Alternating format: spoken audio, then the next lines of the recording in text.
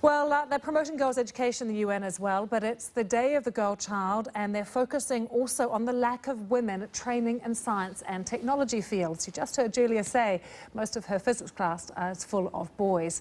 And that's the case in many Western countries. While girls often do better in maths and science while at school than their male counterparts, that lead is not translating into their chosen professions. So let's have a look at some of the details. In 2010, only 15% of US computer science undergraduates were female, and only 10% of internet entrepreneurs across the world are women. Yet, 30% of the best paid jobs for women are in the technology sector. I'm pleased to say women are bucking the trend, though. With me here in the studio is Anne-Marie Imafidon, who is the founder of the group STEM Mets, which works to encourage women to study science and technology, and Roma Agrawal. She's a structural engineer who has been working on London's famous building, the Shard. Thank you both very much for being with us. Why do you think it is, Anne-Marie, that girls just don't seem to follow through on science and maths when they are good at it? I think for girls there is no role models and no visible role models. They don't see it as something that they can go into or as a profession that works for them or maybe fits into maybe the stereotyping for their gender. So from very early we see that girls are given kind of pink toys and dolls toys rather than cars and trucks and kind of Lego and mechanic to play with. So we see a lot of that. But also there are a number of girls who maybe are fearful of the fact that if they are working in technology or in science, they won't be able to also be a good mother, for example, or be a good woman or be able to fulfil some of their other roles. So Where does that myth come from? And that, to you, must seem bizarre when you've done so well.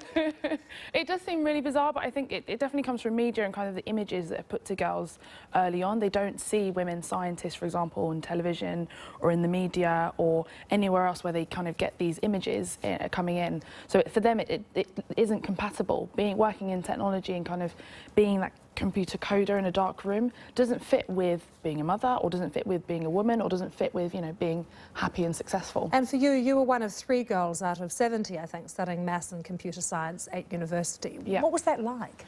I was used to it. Often when you're the only girl in class, you're the only girl before you go to university and when you're studying when you're younger. So university is just a continuum of that. And even in industry, you're often the only woman in the room. So it's not really, it's not really an issue at all. You're nodding your head, Rome. You agree that's your experience as well? Yeah, absolutely. So I'm a structural engineer, and I think we are, on average in the industry, about 7 or 8% women in the industry. My company's a bit better with 20% women, but I'm very, very often the only woman in the room, and often also the youngest. Is it different, though, in India, where maths and science and girls, the mix seems to be a bit better? Absolutely. I think I was brought up in India, so I lived there until I was 16. And the fact that I loved maths and science was not strange. It wasn't out of the norm. We all studied it together. And so I'd like to see that mentality kind of brought forward to lots more countries as well.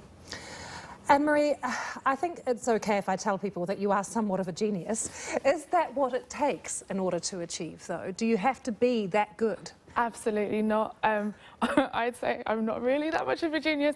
You don't have to be a genius to succeed within STEM. There are so many roles. You got your masters from Oxford University at the age of 20. I think that says something. But I guess that was just, I was fortunate enough to be nurtured and to be allowed to explore my passion. Now, nurtured by who? By my parents and by those around me. You know, it was strange, but it was Anne-Marie's thing. That was what Anne-Marie was allowed to do. She was an exception. So it was fine that I didn't play with dolls' houses or, you know, like Pink. It was fine that I was taking apart my dad's tape player and putting it back together. And Roma, who encouraged you? Was it your teachers, your parents, a combination of both? Yeah, I think my parents again. So my dad used to sit me and my sister down every Sunday morning in our living room, and we used to put together Lego toys and Meccano and so on. I'm a structural engineer and she's an architect, so I'm sure that's had a huge impact on us. You were just saying about 7% of women are engineers. Here in the UK, it's 9%. We've got some pictures of the Shard, which you've worked on, now one of the most famous and iconic buildings in the world. Was that a very male environment for you to work in, and was that off-putting at all? I don't find it off-putting. You know, my office is very mixed. It's very normal to be in a room with a mixed group of people. I think on site it is definitely more male-dominated, and I think it comes down to having confidence, and that's definitely something that I've had to develop over the years. Do you think women have issues across the board with confidence? I think they do. So I absolutely, I think some women do find it difficult to kind of posture and be shouting, I guess. And is that the way we're raised?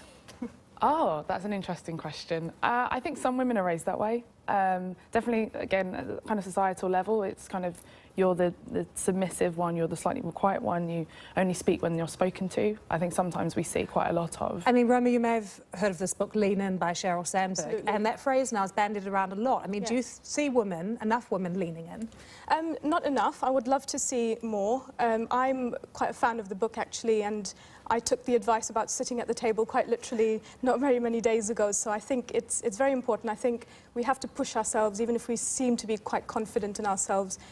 Often there's an internal struggle inside, you know, trying to push us forward more, so that's something we need to work on. Anne-Marie, how do men react to your intelligence?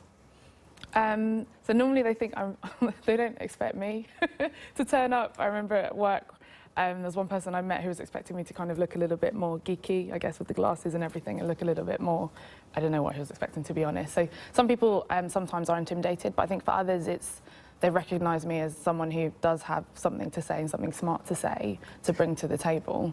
And Roma, do you feel you have to be better and smarter? Not necessarily. I think it comes down to the confidence again. I think if we've got an opinion that we want to suggest to the table, we need to just speak up. And I think if it's valid, you're well prepared and you know what you're talking about, then they will listen to you and respect it. It is so fantastic to hear both your stories. I think you're both fantastic. It's great to have had you here. Thank you for sharing with us.